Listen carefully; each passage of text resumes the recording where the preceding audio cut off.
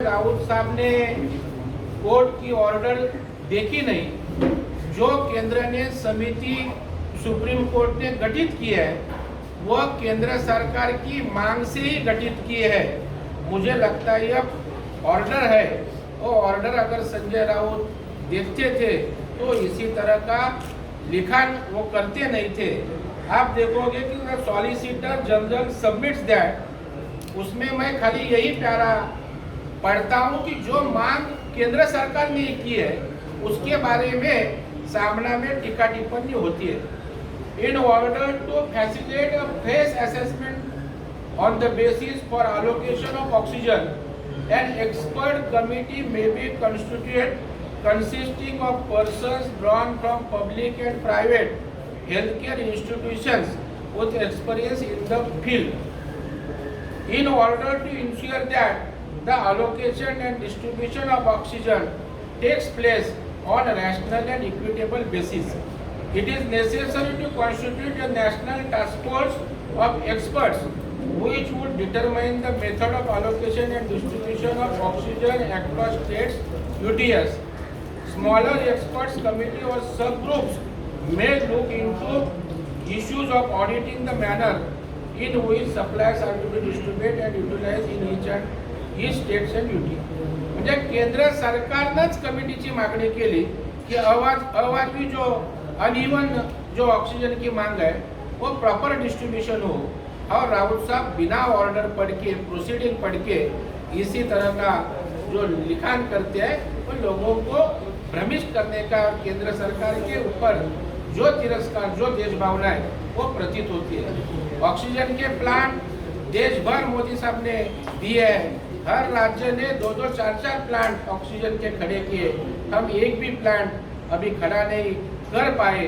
तो हमारा अपयश, हमारा फेल्यूर वो दबाने के लिए केंद्र के ऊपर टिप्पणी करने की लगातार कोशिश हर दिन ये सरकार के नेताओं की, मंत्रियों की होती है। उसमें से अग्रलेख आया।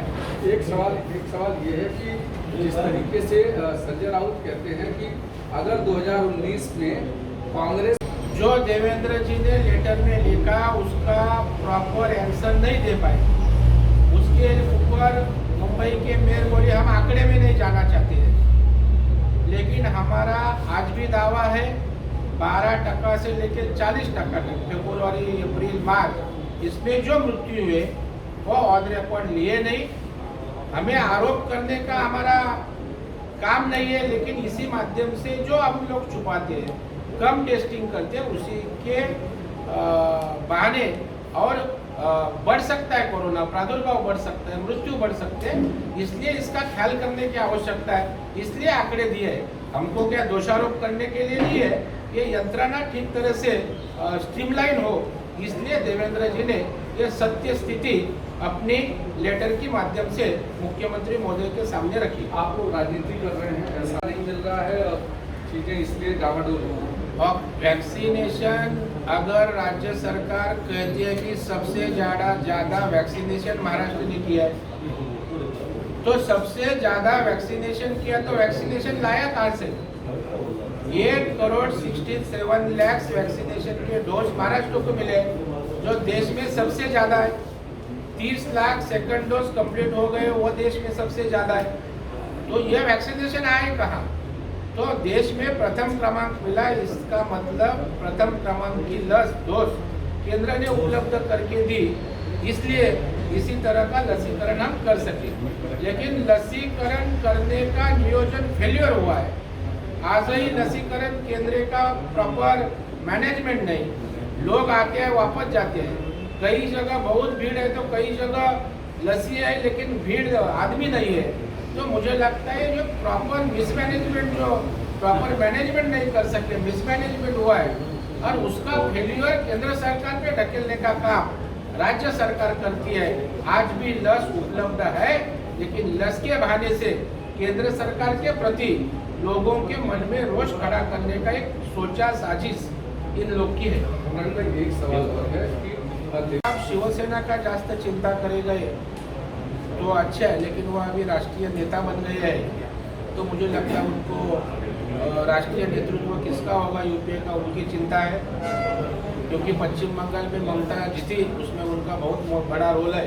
तो अभी देश में पंतप्रधान बिठाना और सत्ता लाना उसकी जिम्मेदारी उनके ऊपर है, इसलिए वो कांग्रेस की चिंता अधपतन की करती है। मुझे लगता है उन्होंने अपनी पार्टी की पहली चिंता करने की आवश्यकता है, क्योंकि नाना पटोले ने स्पष्ट तौर पर जो उनको जवाब देना है वो जवाब दिया।